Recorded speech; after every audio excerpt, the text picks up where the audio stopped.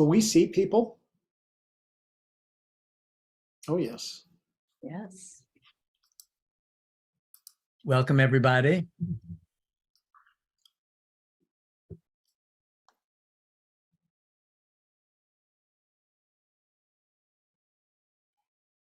We're going to encourage you for this experience, just so we can feel like part of a community. If you're not involved in some kind of activity that you don't want seen publicly, and you're comfortable doing so, it would be great if you turned on your video camera. Right. All right. Well, welcome all. It's nice to see everyone arriving. We have a large number of registrations, and I imagine many people will be watching by recording. So welcome to you all. My name is Susie Fairchild, and I'm a section leader for and a graduate of the Institute for Meditation and Psychotherapy Certificate Program. And this talk is in support of the course this evening. And before we dive into it, I want to briefly just share a few thoughts about the certificate program before we turn it over to Ron, Gita, and Paul. So the Institute for Meditation and Psychotherapy Certificate Program, which I believe is in its 12th year. Paul, you can correct me on that. 2008. Okay. You can figure the math. Yeah. So if we think about the popularity of mindfulness, this course was way ahead of its time. And the CERT course is a 9-month program for those in the caring professions that are interested in learning about Buddhist psychology, mindfulness, and clinical practice. And we're offering this program this evening in conjunction with our partners at the Center for Mindfulness and Compassion at Cambridge Health Alliance. You may be interested to know that the certificate course that we're talking about here forms the didactic core for the Advanced Fellowship in Mindfulness and Psychotherapy at the Center for Mindfulness and Compassion, which is affiliated with the Harvard Medical School Department of Psychiatry. But I want to speak a little bit personally, because this program is actually very near and dear to my heart. I entered the course, frankly, pretty intimidated by the depth and breadth of intellectual study. I was probably the quietest person in my cohort. And the study really didn't disappoint. It was rich and wide-ranging, like a survey course, and included connection time with a lot of wonderful teachers. It's also a very dynamic course. For example, this is the first year we've added a module on psychedelic-assisted psychotherapy. And as psychedelic-assisted psychotherapy becomes more relevant, I think this course becomes more relevant. Meditation, mindfulness, and compassion have the potential to enhance the safety and therefore the effectiveness of psychedelic-assisted psychotherapy, or PAP as it's referred to. You know, there's so much in Buddhist psychology and the practice of meditation that invites us to inquire into our sense of self, to create an internal holding environment. You know, in meditation, we're working with an altered sense of self, non-ordinary states of consciousness, just like in PAP. And the insights that we glean on the cushion relate to reducing stress and distress, and that can serve clients and therapists alike, really, in this new frontier. So not only during the preparation stage, but during the experience itself, meditation has the potential to provide a pathway for integrating insights and qualities that are revealed to us when we have a psychedelic experience. And some of the real richness in this certificate program was not found in the study. It was really found on the cushion and in the community. Speaking from my own personal experience, my meditation practice went through a profound shift during the 9 months I participated in the course, much thanks to the support of 2 Dharma teachers, Bill and Susan Morgan, who support the participants during the entire 9 months of the course. And I think that's one of the things that makes this course particularly unique.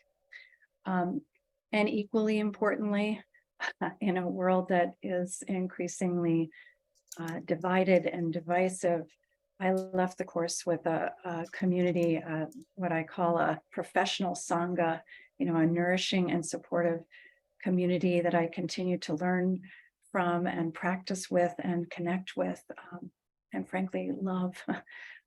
So I think we could all use a lot more of that in the world.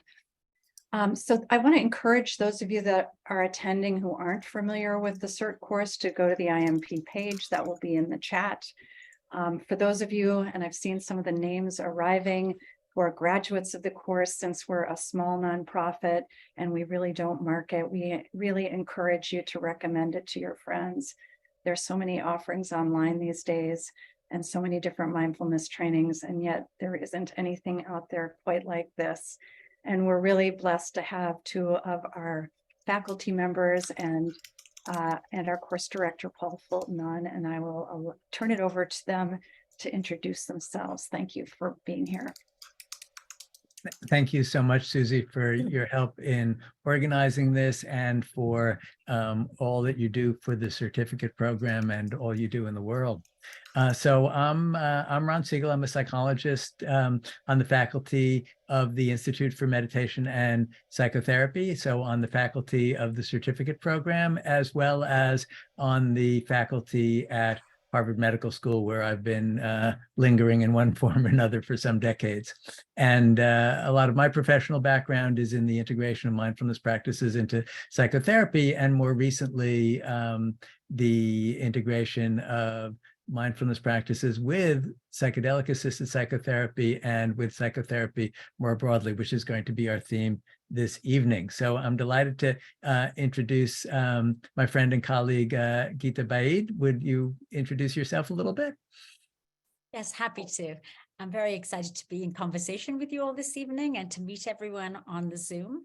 My name is Gita Vaid. I'm a psychiatrist and a psychoanalyst, and I've been practicing ketamine-assisted psychotherapy for the last several years, as well as what I think of more broadly, psychedelic-assisted psychotherapy. I teach and train to the Ketamine Training Center. I'm also the International Training Director for Mind Medicine Australia's Psychedelic Certificate Program. And I am a co-founder of the Center for Natural Intelligence, an organization which is dedicated to psychedelic psychotherapy innovation and awareness. And finally, I'm the head of psychedelic awareness at the Chopra Foundation. It's a pleasure to be here. Thank you, Gita. And Paul Fulton. Yeah, so hi, I'm so glad to see everybody here. This is kind of exciting. Very briefly, I'm a clinical psychologist. I've had a lifelong interest since I was about 16 in both psychology, psychotherapy, and Buddhist practice, and began my meditation practice trying to teach myself out of a book when I was about 16. Received lay ordination in Soto Zen at age 19, and have spent much of my professional life teaching about the integration of mindfulness and meditation to mental health professionals. And after all these years, it has not lost any of its sparkle for me. It just continues to become more compelling and interesting. Also have a Harvard appointment for what that is worth around here, which is not terribly much. And that's enough. That's enough for now.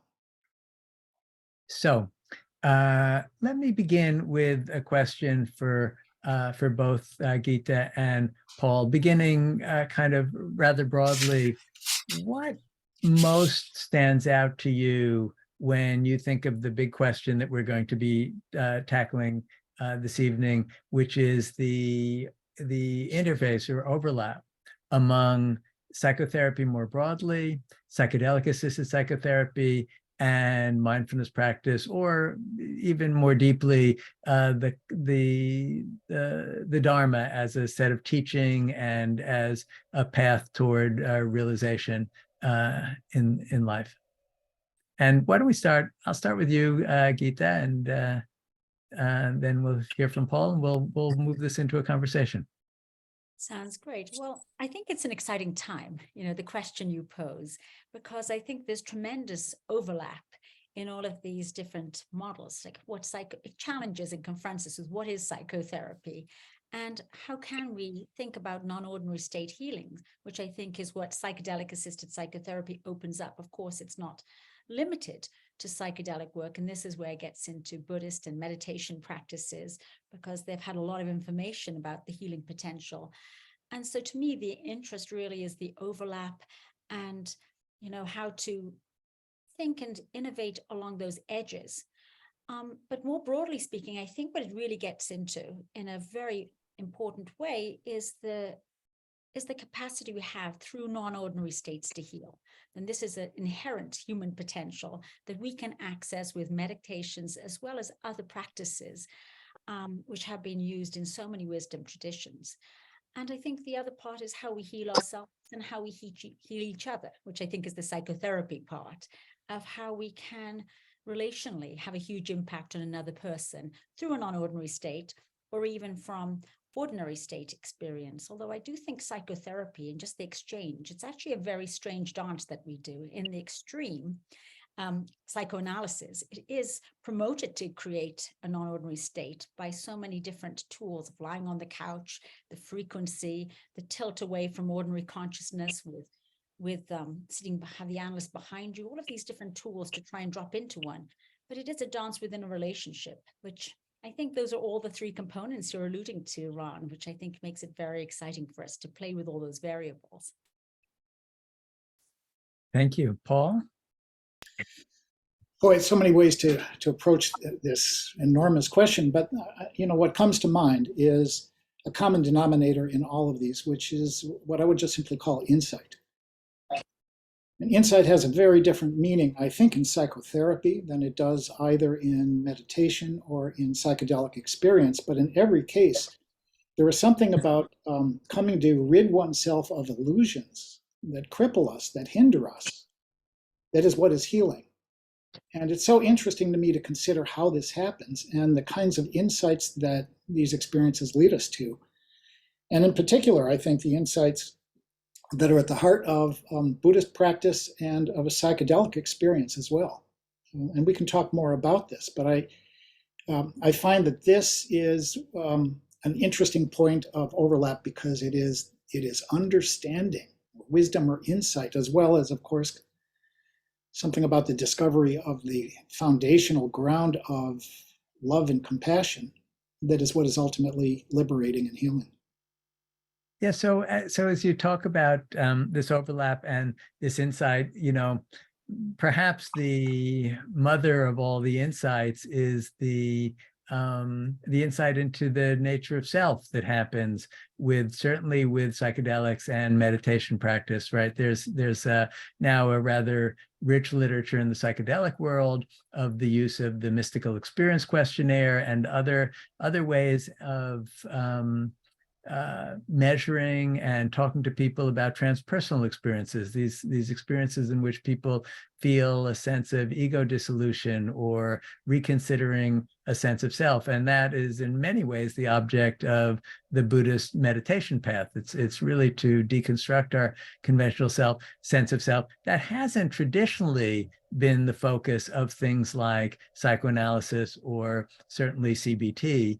So I wonder if you could muse about let's look at a few aspects of this. One is, does the sense of the kind of reconsideration of sense of self that happens in psychedelic experiences, how is that similar or different to what tends to happen on the cushion? What do you think? Well, I do think there are some similarities, even though I think you're right, the devil is in the details. And so as much as there's some overlap, there is some difference, only because I would say, and I'll talk about psychoanalysis because I think that's a more extreme version, where to actually find oneself in an analysis where you can see in such a drama how the past is affecting your current behavior, played out in this theater with an analyst and projected on them in a not so subtle way because of the frequency. One can really see how little of our reality, or how much of our reality, is shaped by this prism of the past in a very present moment in a way that makes absolutely no sense whatsoever with a psychoanalyst. I think there is something about that construction of our everyday reality, which then opens up the inquiry of who am I beyond this story? I think it's hard to avoid that question when you're involved in such an engagement, or even in a less intense way played out, you know, when you see these patterns in an ongoing psychotherapy. I think it does open it up. Although I would say it's very different than having the hands-on inquiry of who am I, and these provisional identities drop away during a psychedelic experience or through contemplation. But I do think they're different aspects which directly or indirectly do get to these fundamental questions, hopefully. But I think the difference, what I would like to just certainly amplify, which I'm definitely much more of a fan of these days with the psychedelic work and the contemplation work, is it's such I think there's a way in psychotherapy and even with analysis that it can get very heady and intellectual. So even if you're involved in a 3D drama with your analyst, I do think that it kind of somehow reverts, obviously, to not acting out and trying to understand and putting into words. And I think that actually the full experience of staying in the experience and not thinking and just knowing through these other means more fully, I think is so different. I think it's the issue of how do you really marry knowledge as well as experience. And I think that it's hard to marry the two together. I do think contemplative practices, in my opinion, and psychedelics have a little bit of an advantage over psychedelic psychotherapy, or even, I mean, over analysis or conventional psychotherapy, because I think it's really hard to stay in an experience that's active and alive, as well as know. I think that's tricky. I think it's easier to revert back into mind. Yeah, they certainly take us out of the thought stream in a way that is harder to achieve in most kinds of psychotherapy. Yeah, Paul, Paul, what do you think about this theme and about what Gita just said? Well, boy, I'd love to just stop and not respond and just think about what Gita just said. But in service to your question, Ron, you know, I think you're asking, is the non-self that is spoken of in Buddhist practice the same as that which is understood maybe in the throes of a psychedelic experience? Or can I answer that question anyway? Yeah. Well, let's start with that one. I mean, and there were a million others that Gita's response also brings in. I'll answer just this with respect to my own experience, which was that I had been reading about Zen, and I was drawn by the fact that it said the self is the problem and one can be rid of it. Perfect, you know? Let's go for it. Because I knew intuitively that there was something about the self that was a burden. But around the same time, again, at a quite young age, I had my first experience with LSD. And I had a true ego death experience. I was just really gone. And of course, there was lots of psychedelic stuff happening that was distortion and hallucinations and so on. But the feeling of, I felt like I'd touched something that was very real and extraordinarily liberating. The kind of joy of being out of the way was indescribable. And I felt at that moment I understood what all of this Zen literature was writing about. And I will tell you now, many years later, I think that was a misunderstanding, because my meditation practice has never resembled an acid trip, right? A very useful illumination into the fact that the self is not immutable, right? But in terms of being useful to inform how we practice, it was a bit misleading. It lets me know what was possible, but the non-self, or the experiences of non-self that we might glimpse along the way in meditation, really don't resemble that kind of extraordinary demolition that occurs under a psychedelic. Is that true even for moments? Because I'm thinking about some of my own retreat experiences, and where there will be very brief periods where the sort of thought stream really quiets profoundly, and for a minute here, a minute there, there's just the sense of the organism walking or breathing, which at least for me is somewhat akin to at least what my ego dissolution adolescent LSD experiences were like. Is it the same for you? Well, I like what Gita said about this, what you said, the sort of relationship between understanding and experience. I think there's more opportunity in the meditation because it's so sustained for there to be integration, right? And for it to not be dependent on a substance. Mhm. Although I feel like I like you, Ron, have had very powerful meditation experiences, which do overlap or correspond for maybe not the depth or duration, but certainly touch on, or for moments could be as complete. Or what comes to mind actually is a retreat I was in, which was meditation retreat, but it also involved holotropic breath work, or, so I do think there are some traditions like with pranayama where you have breathing practices. Then I think things get really interesting, because I feel like for myself, with very little effort, with breath involved in meditation or pranayama, I can very quickly dissolve in a way that is probably it's a good thing. I mean, I think to durations and extent that probably actually are not less rich than a psychedelic experience. And of course, I do think there's a synergy. I think the more I've done psychedelic work, the more it's easy for me to access those states through myself, through meditation and in pranayama or in breath work. And so I think that there is a way you can open up these pathways and cultivate access.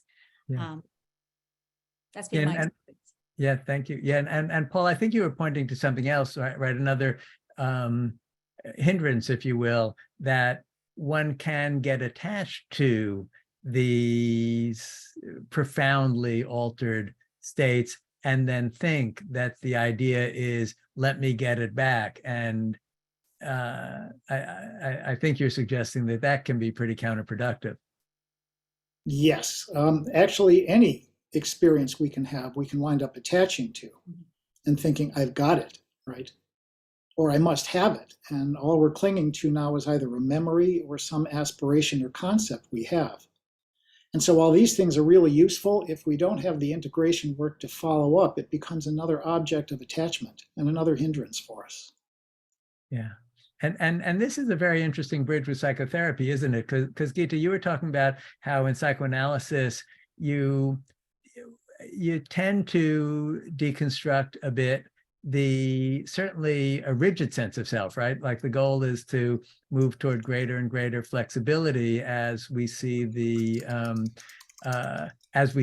how the rigidities and fixed beliefs and core beliefs came about through the past, and bit by bit we realize that it's much wilder than that. Is there a complete continuum between beginning to deconstruct how we create our normal sense of self and our fixed beliefs, including, the fixed beliefs that I'm good or bad or that kind of thing, and these real dissolution of ego experiences? What do you both, how do you both understand that? Well, I can jump in. I feel like I'm going to answer in a roundabout way just because it sort of corresponds to something that's been on my mind recently, but I think it connects to this. I do think that the way I work in psychedelic psychotherapy is so connected to my training and background, but it's almost become the reverse or the inverse, I would say, more than anything else, because instead of as a psychoanalyst, I always want, or even as a psychodynamic psychotherapist, which is more what I practiced, I want to know how the past affected the current moment and try and use the past, my knowledge about the past, to try and keep an eye on how it was playing out in the transference in the here and now. So we could really have a window into not only how the past affected the present day troubles as played out in the consulting room, and how we could use the real relationship to perhaps try something different, to move away from it, which is a very dynamic, active way of working. And nowadays, I feel like I'm really interested in how the past has shaped the current moment, just to even have a map as to what the person's character structure is, safety system is, and difficulties they've encountered. And my emphasis is more, how can I use our relationship and the experience to liberate you, to try and have you break out of that prison, which we all live within, and open to something new or something different or something that hasn't been a new possibility.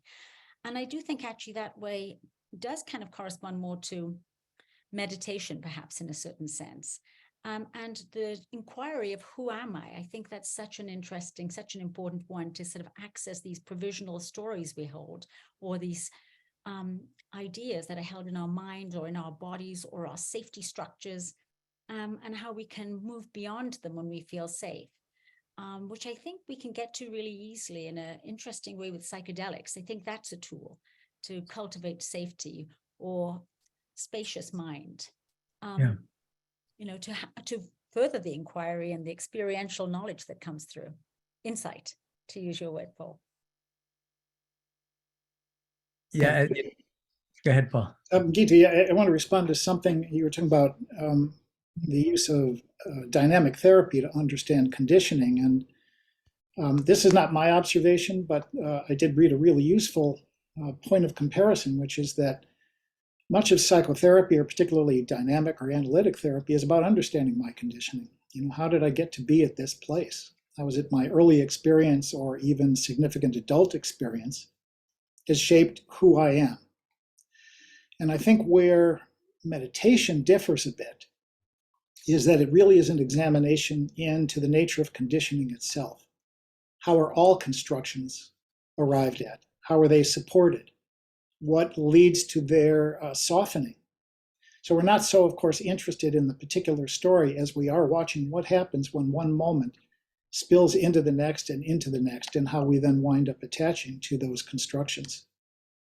But they're both about understanding conditioning in a wholesome way, and hopefully loosening our devotion to our most treasured self-concepts.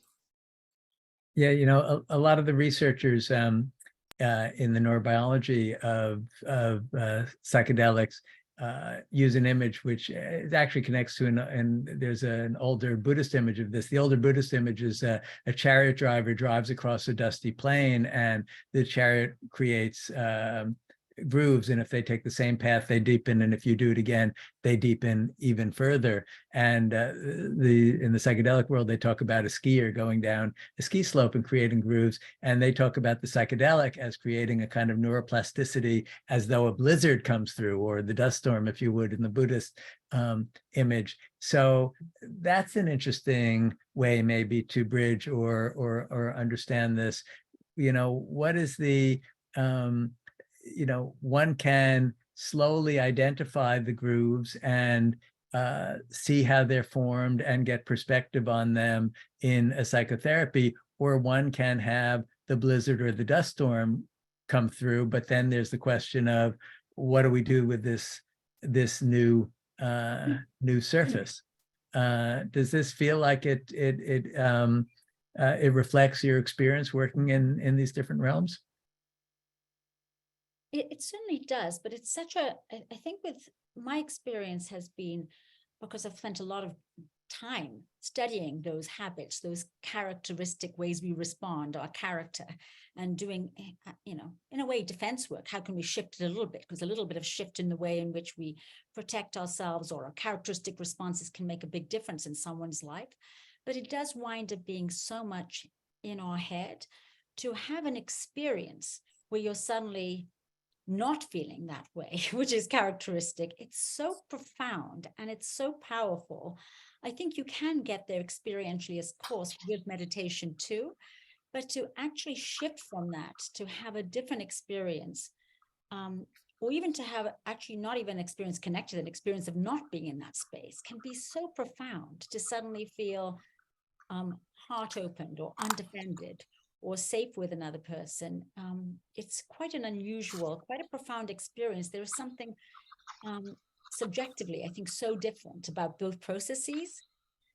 And I just want to say one other thing, because I'll forget otherwise, about the overlap between the two. I think with contemplative practice and psychedelic psychotherapy, one thing I've really appreciated, which I think is such an invaluable aspect, and I think it actually gets into a wellness aspect of psychedelic psychotherapy, is I feel it allows one to cultivate an awareness, which an awareness to actually, hopefully, and this is not, I think this is I think something one has to develop in themselves. I don't think it's a given, just like self-awareness or self-reflection is a capacity we cultivate. To have a platform of awareness to notice and to see the thought stream and the emotion stream and the somatic kind of cues, like I'm hungry, I need to eat, just to be able to watch and to sit with it and to have more of a space of awareness. I think that is such an important, I think it's such an important variable of what psychedelics can really, for the first time, give some individuals who have such an active mind and an experience of, to expand the inquiry really of who am I? Because normally we're so busy thinking I am my thoughts, or I'm pushed around by my anxiety or my feelings or my nervous system or my body.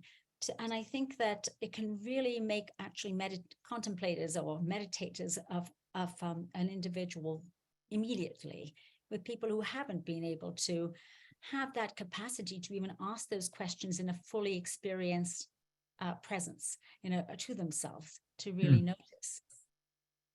Yeah, Paul, is there a connection between what Gita was just describing and what you were speaking about a moment ago, of the way in which in contemplative practice we're interested in seeing how thought and attachment are constructed? Well, absolutely, but but really the thing that I want to return to that Gita just mentioned is having this experience, this how can I say it? Coming to directly know that we are something larger than our ideas about ourselves.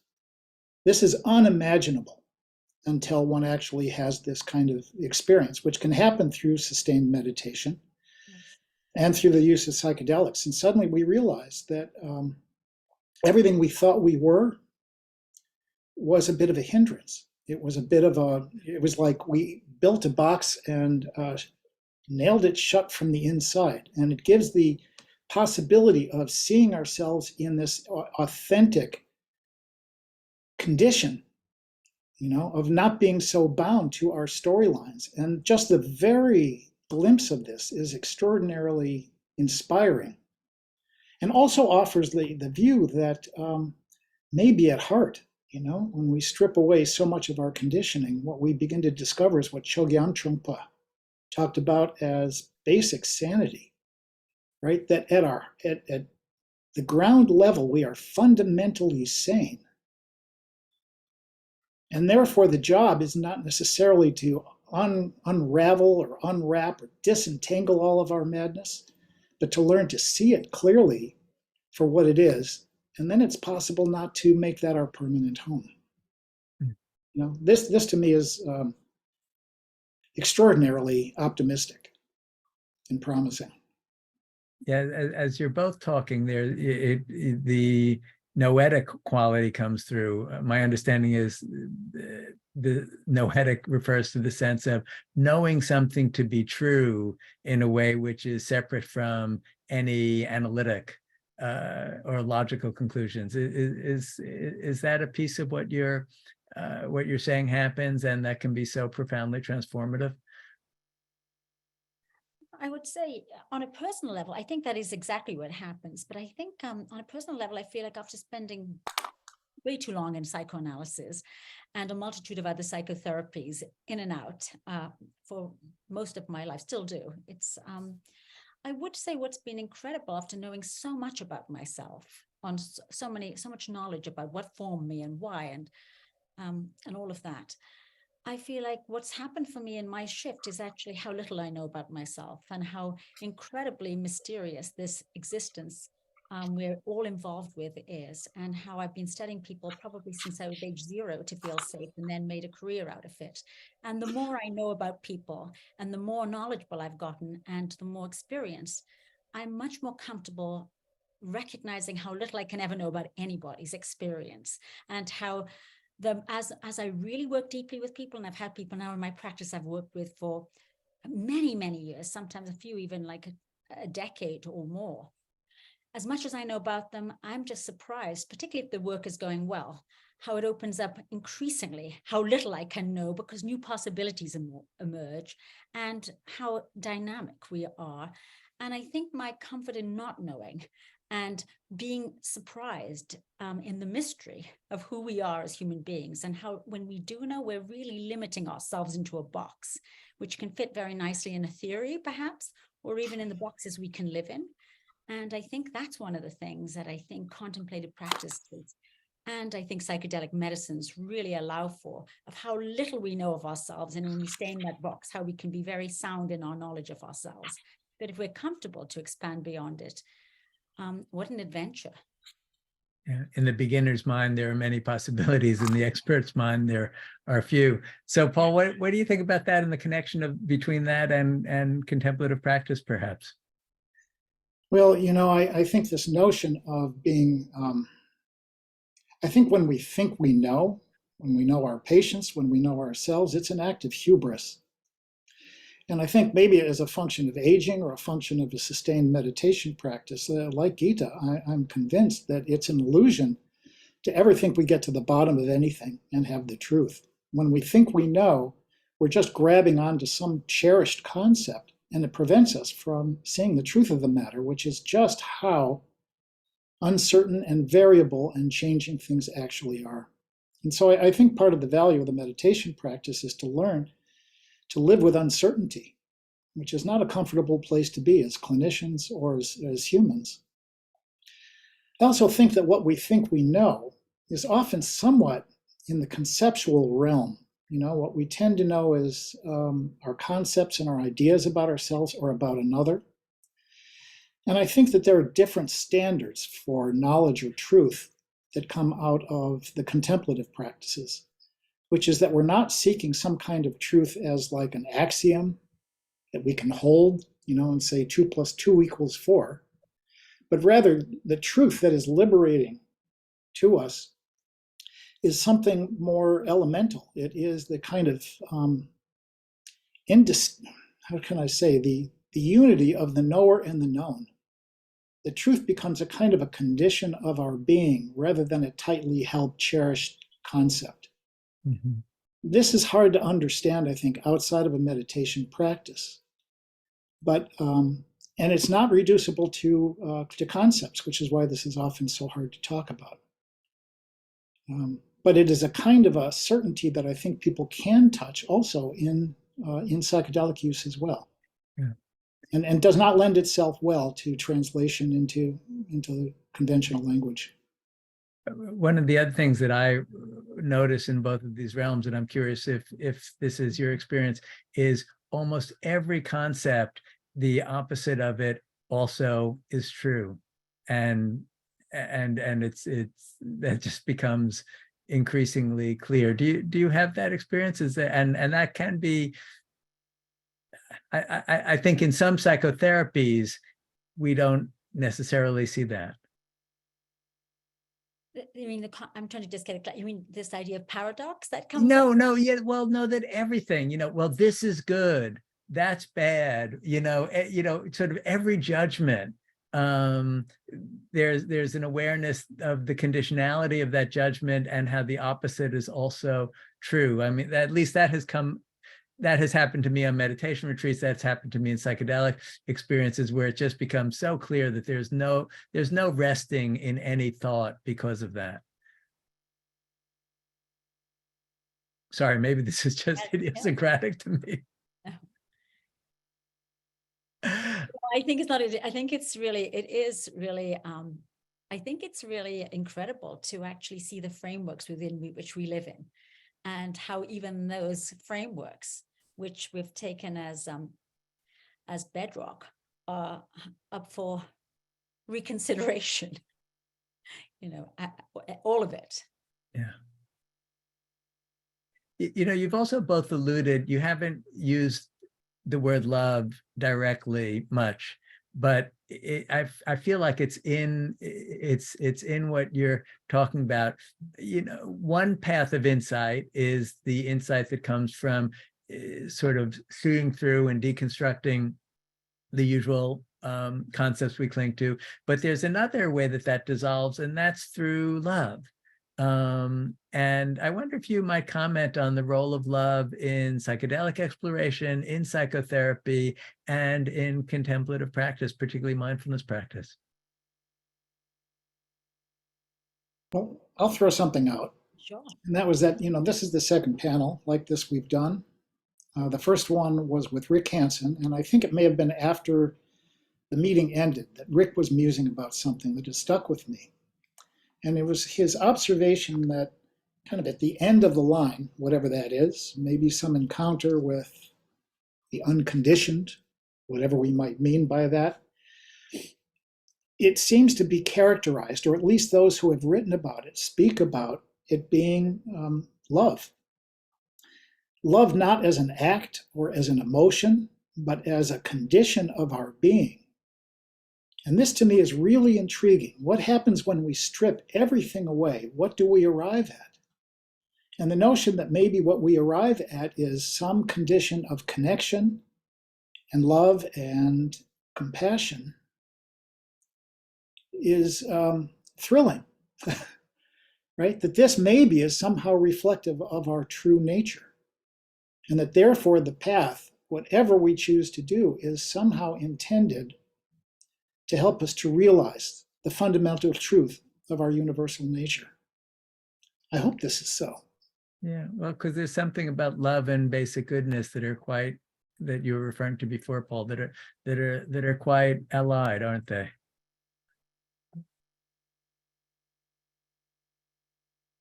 Yeah, I completely agree with what you're saying, Paul. I do think that, one thing I've been really struck by in psychedelic work is I think it's such an experience of discovery, of learning how we protect ourselves. And as I said before, the fear-based patterning or conditioning that we've established and lived in, which, saved us, formed us, created us.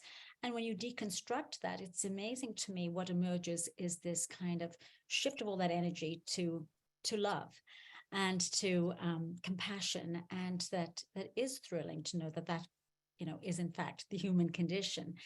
And, or even an awareness beyond that, or these unity states are quite powerful. But it does make me think going back to the psychotherapy inquiry, how even as a psychotherapist, I thought I became really effective at coming up with very clever interpretations and being, pretty nifty at being able to say smart things or rearrange things to have a different spin on them, which would make me feel quite clever and proud of myself. But I knew that was never particularly changing anything other than the person knew I was paying attention, was interested, was, sometimes seeming smart. So, at least they had someone thoughtful listening to what they were saying. In fact, the moments I thought were really, we could tell unmistakably something healing was happening. So when the person felt safe enough to drop their defenses, and somehow in concert, I had too, and there was this intense moment of emotional connection or a unity state that was in the here and now in the session. And that moment, which, you could feel the energy shift. It might take a few weeks to get there. It could take years to get there. It could happen out of the blue on session one. It would be always very mysterious to know what really accounted for it. But that was the moment where you felt something real was going on between the two of us. Or sometimes there'd be even moments where I'd step out and do everything wrong because the person was in crisis and I couldn't maintain my professional analytic stature and would just be really kind. And then later on, it turns out that was the most meaningful thing that had happened anyway. And I had kind of felt early in the day, better not tell my supervisor about that. But of course, it was always the real relationship that really mattered in the first place. That was the healing agent. That was the thing, the cure, and so I think this issue of love and how we can love another person or use that vehicle is really the healing agent, I think, in psychedelic psychotherapy, it turns out, as well as in psychotherapy. And how do we use it effectively? And I know that even now, it's always been the case with any person I work with. If I don't have the right feelings towards them, if I don't feel open and loving towards them, the treatment's not going to work. If someone is referred to me who I already have a strong feeling about them for whatever reasons, I have to sit really carefully and feel like it's not going to work if I'm not able to be open-hearted in an exchange with them for whatever reason. I'm better off passing and referring them to a colleague. So I think this issue of love as our basic nature, but also how do we even help another person, or what is the healing agent? Is it really the psychedelic? And I think with also contemplative practices, it's very loving to not be neglecting ourselves, to actually even be bringing awareness and being interested in ourselves. That's a very loving attitude, which is very hard. I think that's not a given for us to actually get to. Certainly I do remember early on, it was so much easier for me to think about someone else than to really sit and have to think about myself. I think that was a lot of work to try and gain interest, to be curious in myself. Another person was easy. And so I think these are all elements of different ways of really locating love in different formats. Mm. Gita, you speak about those moments that are the most healing. And this is where I start to propagandize a little bit, because I actually believe that our meditation practice helps to cultivate those qualities of mind and heart that make those moments of contact more possible, where we learn to get out of our own way, the need to be clever, the need to be correct, and so on. And we learn to shut up and listen, and wholeheartedly. And it creates the conditions under which these things might happen. I love that you say that, Paul, and I do think you need to have that cultivated.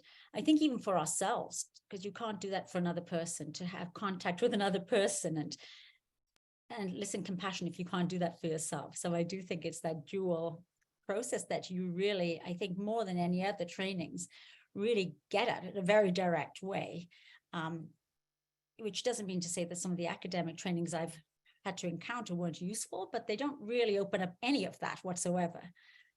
Well, and it's interesting that psychedelic experiences can also do that for us as therapists, in which we start to really see the universality of brokenheartedness and feel our own brokenheartedness, feel the brokenheartedness of our family and friends, and feel that of our clients or patients. And then that allows us to go into the room with a more open heart and more presence, because we're not so afraid of it.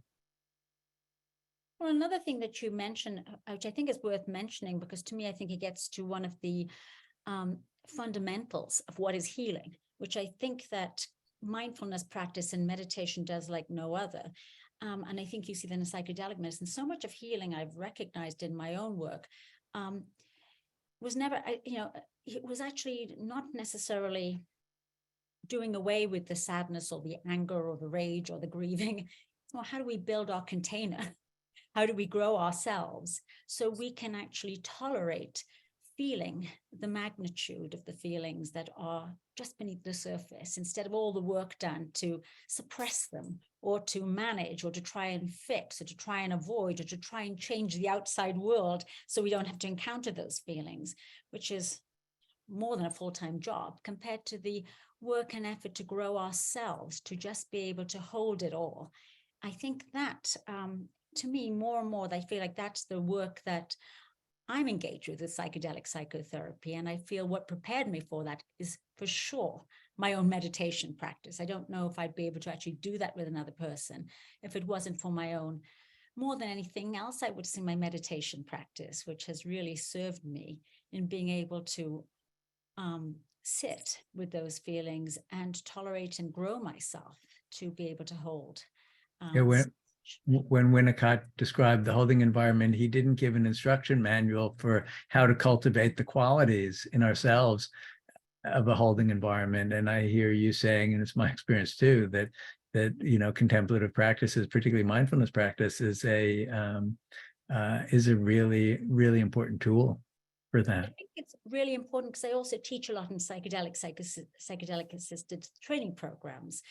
And I do see a lot of really, really talented psychotherapists who are coming into this work, who suddenly have much more access to the real experience, and they can feel so strongly the person they're working with is feeling and become very overwhelmed with emotion in residence, which can be really beautiful to see, your therapist crying, but can also be a little bit, terrifying as well, as opposed to going back to that kind of early Winnicottian sense that you bring up, Ron, having someone who can contain those feelings of their own and feel them in resonance or feel them for you, so you can be a good container, so the person themselves can dare to feel, dare to be accompanied, dare to start being able to cultivate themselves to hold their own emotions as you're accompanying them, and perhaps even lending your nervous system and your own containment functions to that person. And I think, once again, I think, how do we cultivate that in ourselves? How do we develop ourselves, grow ourselves to be able to do more of that for all of us, which of course is never-ending practice for growth. Yeah, those, just as an aside, there are, a number of people here tonight who have actually gone through the course. So you've heard me yammer on about this. But to your point, Gita, our meditation practice is learning to become this larger container where we can hold more of our own emotional experience without spilling over. And if we can't do that for ourselves, then our capacity to bear the pain of our patients is going to be severely limited. And we can fake it. We can really mask this by asking the well-aimed question, by moving prematurely to some kind of a fix. But if we're unable to tolerate our own pain, and therefore unable to tolerate our patient's pain, our patients are going to detect this, consciously or unconsciously, and they're going to spare us. They're not going to really let us know where they're living because they intuitively understand the limits of our capacity to receive what they're sharing. Yeah. I think this is becoming a hot subject as well. I think it's going to become even more so in psychedelic work, because there has been a lot of conversation really around the burdens on the psychedelic psychotherapy and how much can one really do. Particularly with the deep trauma work, with the MAP study, with PTSD and MDMA psychotherapy, the burden it has on the therapist, and how many sessions can one really do in a day, or are the therapists going to get sick? And some of these questions have been floating around the psychedelic space. And my own experience is it can be really triggering to work in those spaces if you haven't done your own work, because trauma can actually bring up your own trauma, which can be really difficult to cope with and manage with oneself, and probably even stressful, re-traumatizing, take a toll on your health mentally, maybe even physically long term. But I do also think the reverse is true. It's an opportunity to grow yourself. And if you keep up with your self-work and self-care, I think you can actually spend your days in a meditative space, which I think is actually deeply healing. But how does one get to have a space to develop themselves and to even know what self-work or self-care entails? Yeah. It's a very important question, I think. In a few moments, we'll be opening it to opening our session to comments or questions that you might have in the audience. So please feel free to formulate those. But just before we go there, the conversation is beginning to shift into some of the difficulties for the therapist that might arise. How about for our clients or patients, what are the potential downsides of the expanded states of consciousness that come either through contemplative practices, mindfulness practice, or through psychedelic experiences? What do you feel we need to be most cautious about? Well, one thing I feel, if you don't mind me jumping in, I just feel this is a very important subject I feel strongly about, is because I just see it so much, is how I think we can start chasing experience and avoiding our everyday life. I do see that more and more of how exciting non-ordinary states can be, and how much also wisdom there is, but also how it can be an avoidance of everyday life. And I think the trick is, how do we wind up using those states to grow and expand, to enhance our everyday life?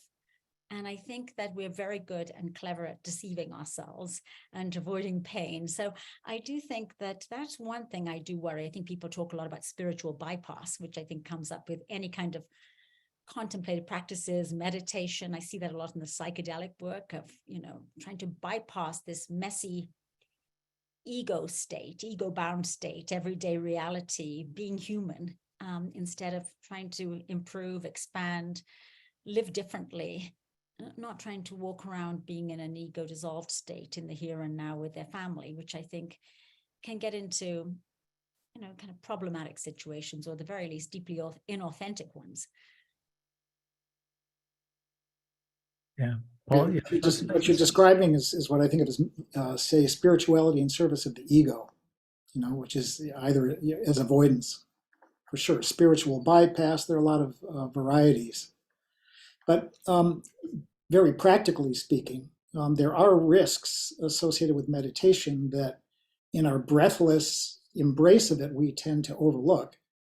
And actually, as part of the certificate course, we have a module taught by Willoughby Britton, who has done a lot of work exactly on what are adverse effects of meditation, which you don't really learn about until you go out and ask people about what their actual experience has been. And it's a bit sobering because we tend to think of meditation as being perfectly safe with only an upside.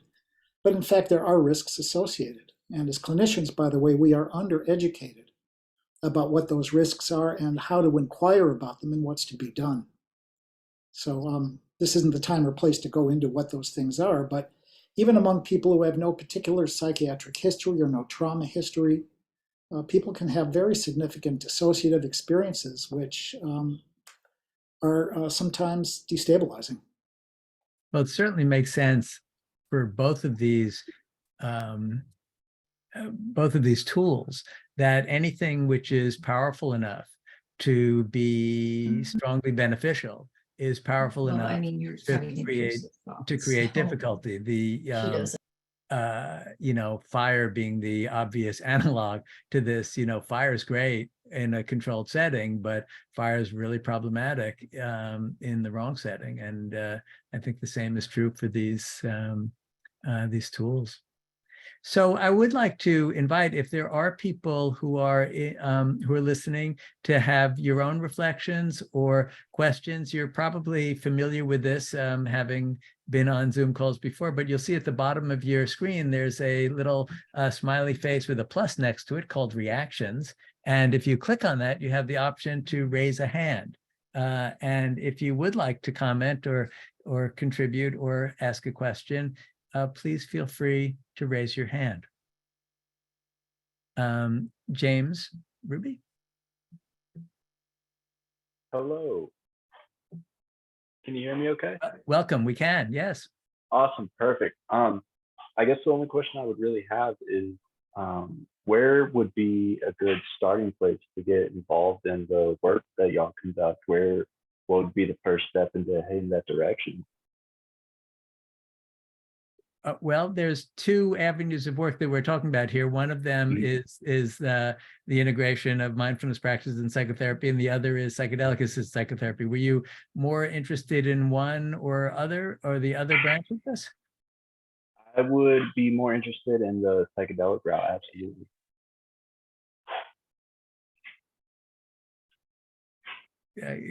Gita, would you like to take a stab at the universe? Yes, I'm happy to. There's a lot of training programs. If you're interested, I would say do your homework. There's a lot of training programs now that are popping up all the time. There's one affiliated with Naropa that's very good. There's Beckley Academy. The one I'm affiliated with is the Ketamine Training Center, which is specific to training for ketamine-assisted psychotherapy.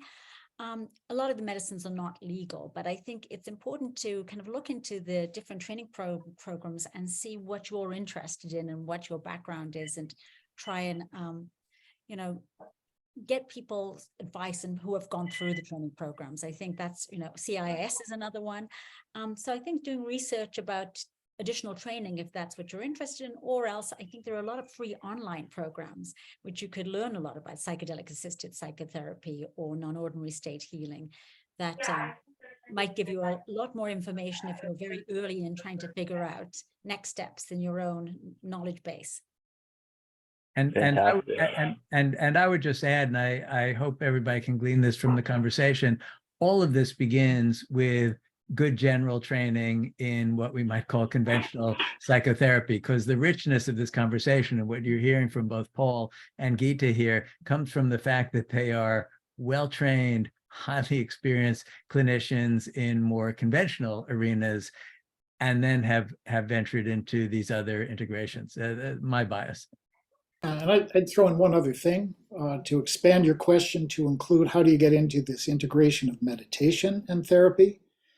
The first and most critical thing is to engage in your own committed meditation practice. That's the best possible laboratory to begin. And having done that, then there are a lot of resources available, of course, to deepen your training. Awesome. Yeah, thank you. Awesome. So, Thank you guys. So I'd like to introduce another faculty member in the certificate program of the Institute for Meditation and Psychotherapy who is in our audience. So Chris Germer, hi. Thanks, Ron.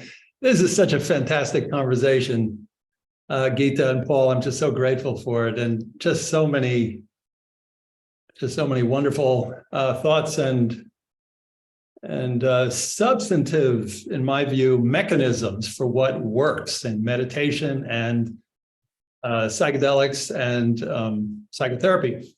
Anyhow, a few things that I heard you all say was the importance of letting go of the frames of our experience for healing to occur, safety as a precursor to healing, growing ourselves in order to contain, to hold suffering.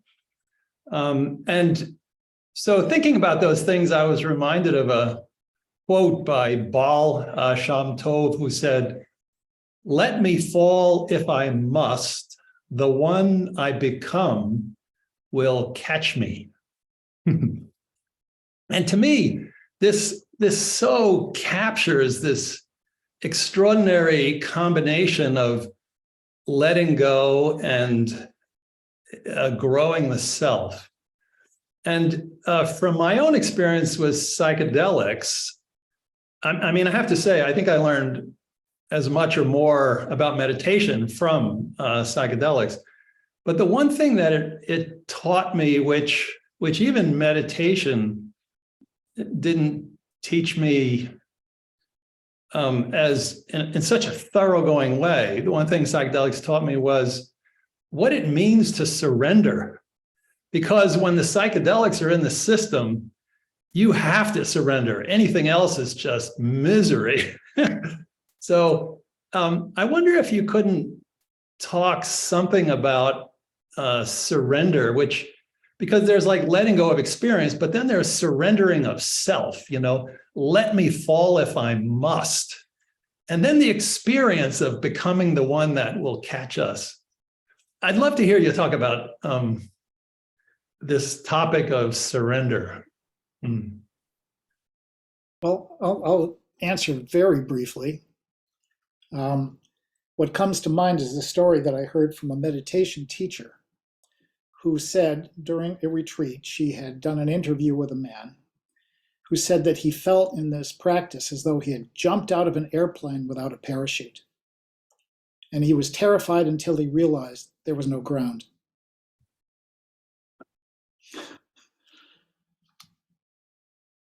Nice. Yeah, I mean, related to that is I'm told outside of the Amaravati monastery in England, there's a winding road that goes up to the main house, and there's a sign at the end, at the foot of this drive that says, "Relax, nothing is under control." It is interesting though, Paul, as you talk about this, how much fear we have that we will somehow go splat if we surrender. Yeah, this is the fear to which Gita's been referring. Well, I think that surrendering, what I never knew is that I think for me, I've really discovered in my own practice how much surrendering is such an active process. It's, and I think that this is really, a very key point you bring up. But of course, with psychedelic medicines, one can just dose higher and then you're kind of going to surrender. But is that really surrender if you're actually just kind of, dissolving and just kind of white knuckling it, or if you even have a knuckle until it's dissolved, and then it's kind of revelatory because you kind of got thrown out and beyond. But I think that's a bit different than what I prefer is much more the crucible, which I think gets to all the elements we're talking about of a relationship between an invitation from a medicine, as well as your own conversation with that medicine, with your safety system that's holding on, and the invitation to invite the medicine to let go.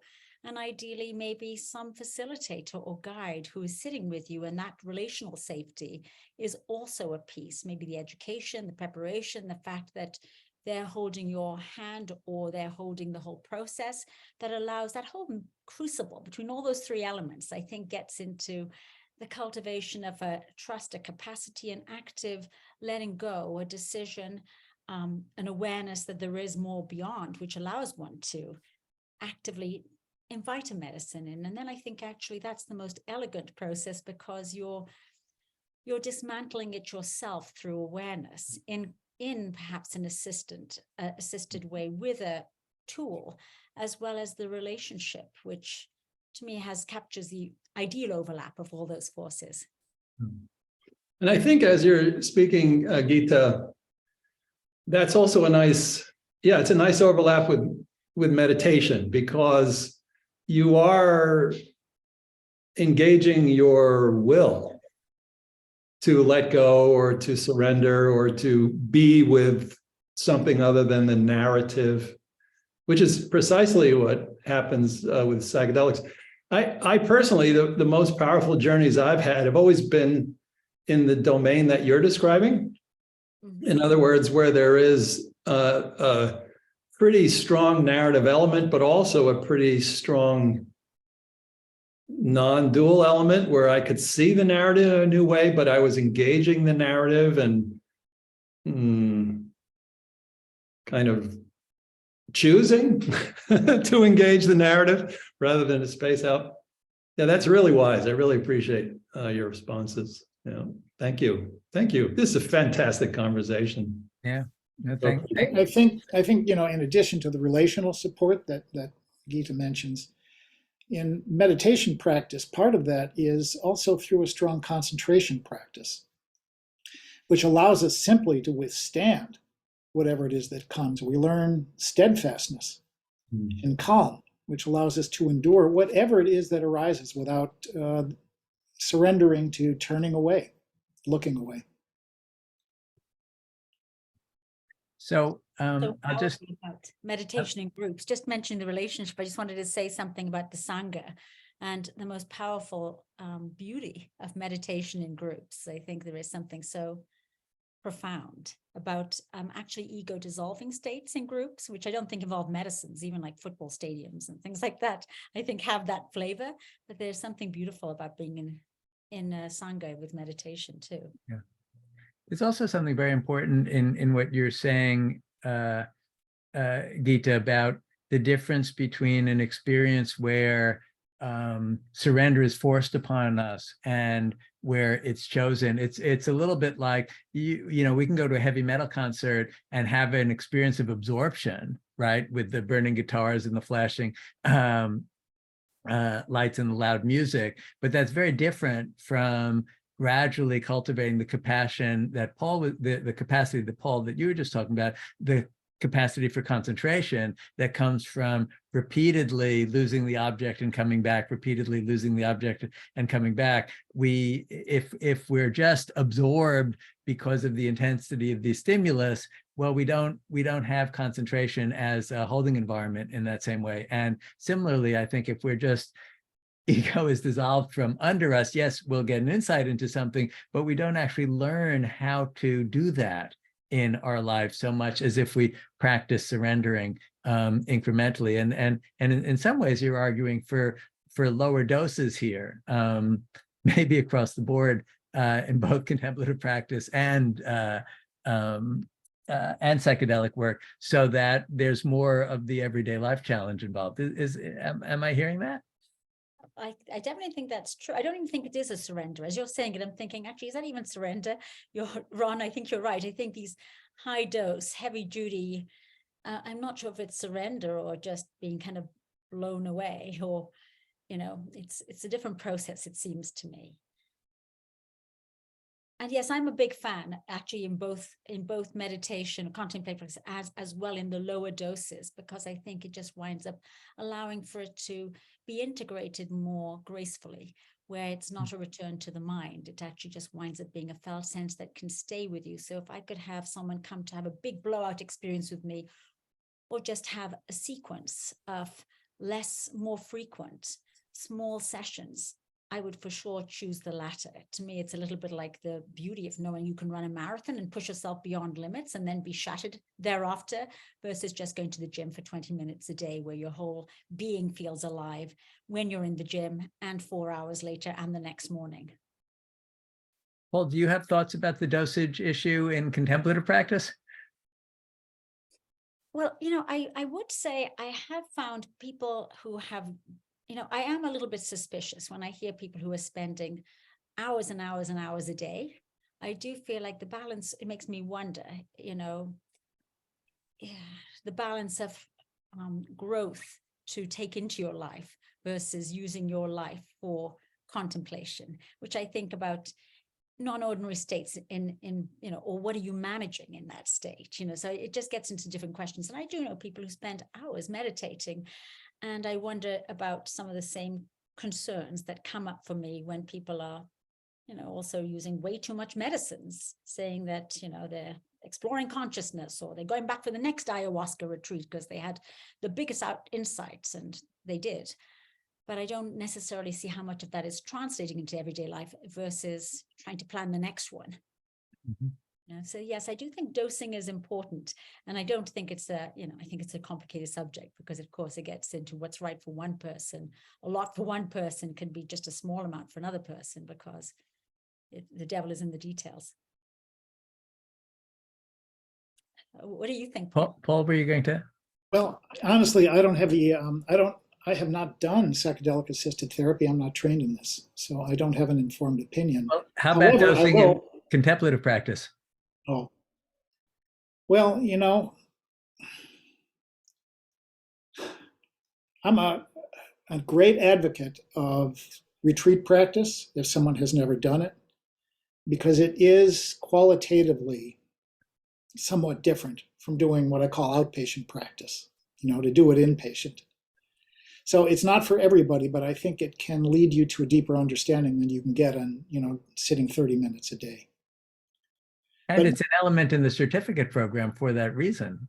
Oh yeah, well, you can't understand this without practice. Otherwise it remains a set of concepts. So that's the one real requirement in the course, is that people commit to a daily practice, however that looks for them. But I will tell you what, just because I have the floor right now, I want to blurt something, which is just to kind of think about what's going to be the impact of this in the long run on psychotherapy. And it seems to me that the whole psychedelic movement is going to have a much more profound and rapid impact, in part because it's a whole lot less trouble. Meditation is really long-term and difficult and effortful, and there are going to be too many people who fall off the edge of that, I suspect.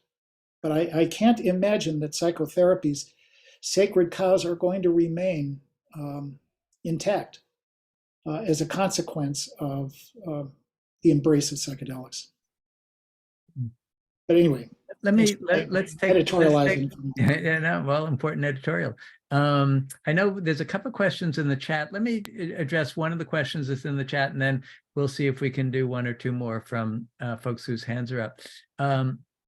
So Ariel Lee asks, how do you think about ego death on psychedelics? What's the effect and impact of achieving and experiencing that state of no ego? It seems hard for people who have practiced meditation for years to reach that ego death state, which is an interesting question, because maybe it's harder if they haven't also had the psychedelic experience. But what's your thoughts about that?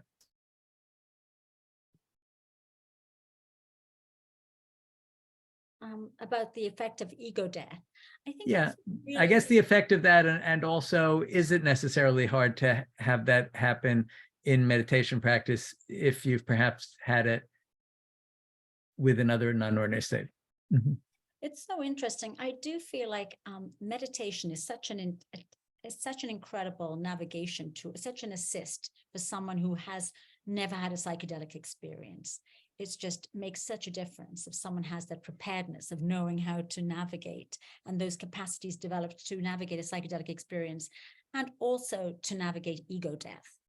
And I think the other way around is also true too, that once you had that experience, it actually deepens one's meditation practice. And I think I don't have a study on this, but my anecdotal evidence is that I think that the meditation practice then is deepened and allows for more, perhaps even recognition. It might not even be that it allows for ego death that wasn't there. It might be that it's more an appreciation of those moments that perhaps haven't been recognized as such if you don't have a deeper immersion or something like that. But I do think there is tremendous value. And the value, I think, is even, what we're talking about in a much deeper way, to have a sense of awareness in a field of unity, which is not all of these different habits we live in, not the mind, not the body, not the emotions, not the somatics, just to actually then have a real sense of unity, as well as this sort of awareness that we, which is so deeply an essence of who we are. To experience that, I think it's just so profound, that experience, that when you are sitting in meditation, you can't buy into it in the same way after that. I just think it's just in you experientially to know that there's something more out there, one of those mysteries that you can hold much more fully, I think. Paul, you have thoughts about this? Yeah, sort of a different tangent. I remember reading someone saying about Alan Watts that he might have had very deep wisdom had he not taken the shortcut of psychedelics too many times, as though he somehow used something up. Now, is this true? I don't know, but it frightened me a little bit. It made me worry a little bit that the use of psychedelics might in some fashion become a hindrance. That it's useful to have a glimpse, but it's actually not a legitimate path to long-term awakening, and that it needs to be used for that glimpse, but nothing more, because it's not a complete path, and that we then have to go back and do the hard work. Will we have that understanding about the emptiness of self? It comes in funny forms. You read the literature sometimes, particularly the Zen literature, about people who have these explosive, transformative experiences of going through the looking glass. And others talk about awakening as being something that occurs in the blink of an eye, like a horse racing past a window. And if you're not alert to it, you miss it.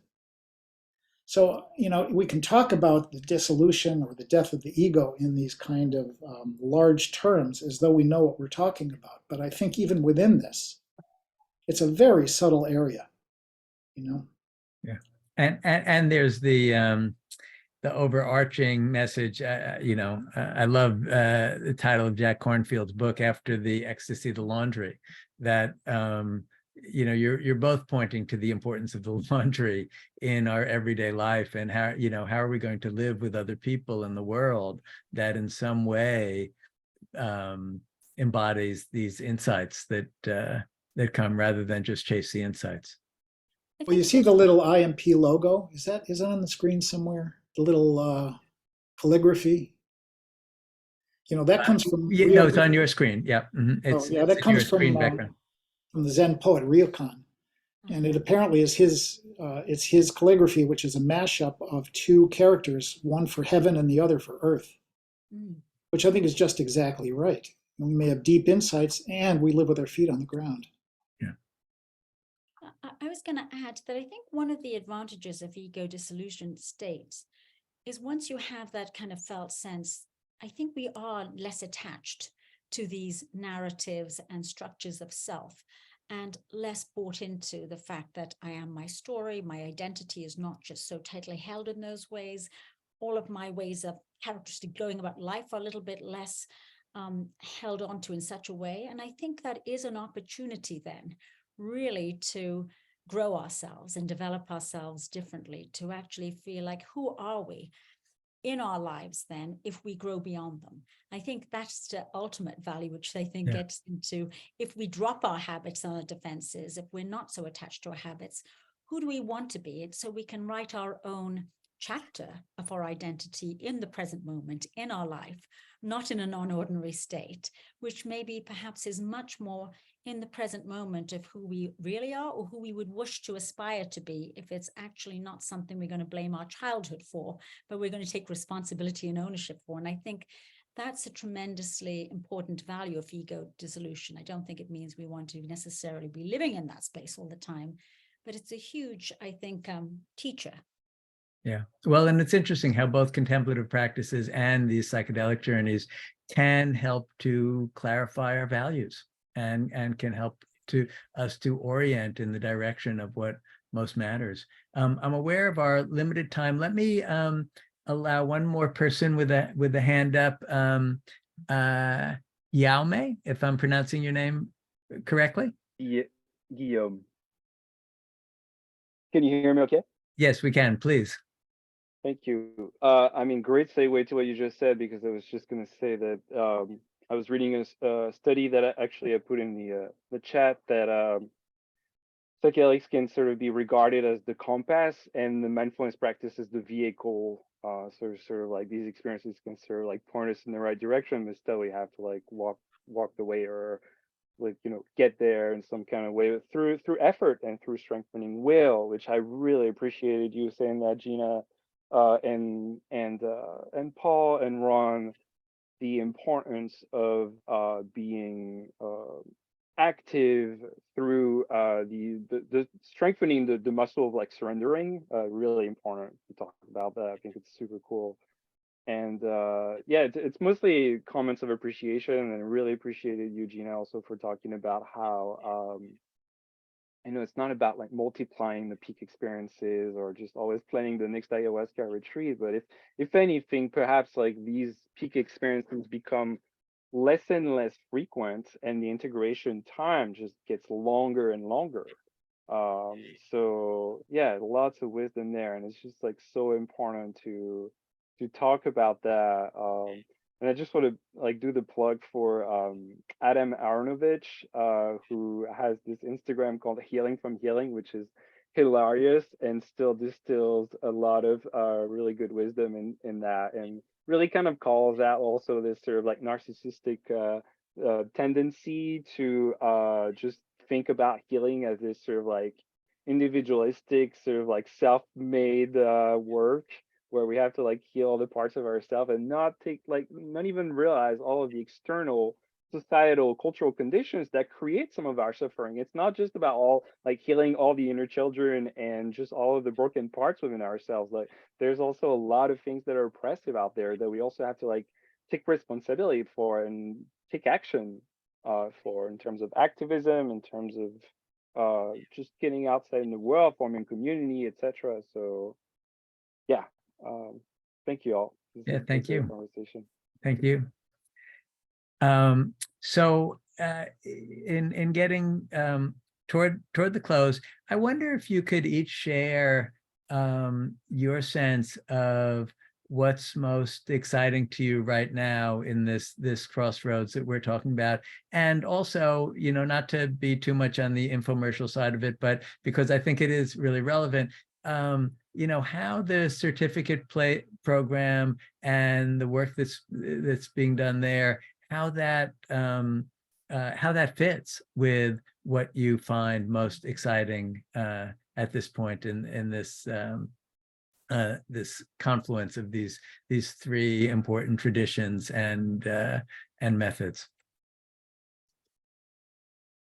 Well, this is such an exciting area. This is actually the exact area I'm incredibly interested in. One of the things I'm really excited about exploring is really a lot of knowledge held in different wisdom traditions, and how we can, in a way, we talk a lot about integration in psychedelic medicine and contemplative practice, but also I'm thinking more and more about preparation, and how can we actually learn from these texts and knowledge that a lot of elders and a lot of wisdom traditions hold, and actually open up to learning what that really means experientially, to tap into that wisdom and knowledge. And some of it may not be even agree or sit with us well, but even in a way, it's a little like trying on someone else's glasses. If you try it on, it allows you to know what kind of vision you have, even if things are in focus or even more blurry. And I think that there's something really exciting to me about having different prisms with which to understand who we are, what we're doing here, our existence, this mystery, and to see if we can go deeper into that mystery and that knowledge experientially together, through maybe being able to research that with psychedelic assistance, or even contemplation in journeys together. Because I think actually now we're recognizing non-ordinary states, and getting clever in thinking about how can we use journeys of non-ordinary states, which don't have to be medication assisted, could be primed with information or with intention, and all these different elements, with music. You know, these are things that have been used in different traditions, breathing, mantra, you know, all sorts of, I think, creative ways of actually learning together through experience. So that's what I'm excited about. Yeah, thank you. Paul? Oh, for me, I find that the insights that arise from meditation and perhaps from psychedelic-assisted therapy as well are, to me, really interesting in the way they threaten to be subversive of so many of our cherished beliefs. A lot of what we hold to be scientific about the personality, about the mind, about abnormal psychology, about disease entities, these are almost folk categories that have been elevated to dogma and orthodoxy. And I think when we can begin to get a wider view, we can see the degree to which these concepts that we've treasured are helpful and the degree to which they're real hindrances, because we hold them as more real than they deserve to be. So to me, what is really exciting is what Gita was referring to as kind of breaking the frame or expanding the frame. And it's a very interesting way to work clinically because, you know, we have to work within the framework of our patients' own formulation of their lives.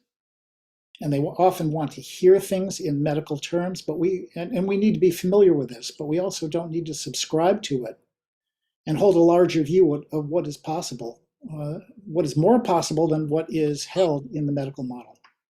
To me, this is what's exciting. And I want to share just in our last few minutes, since this is this evening's conversation is in support of the certificate program. You know, I've had the privilege of being in the faculty for it since its inception.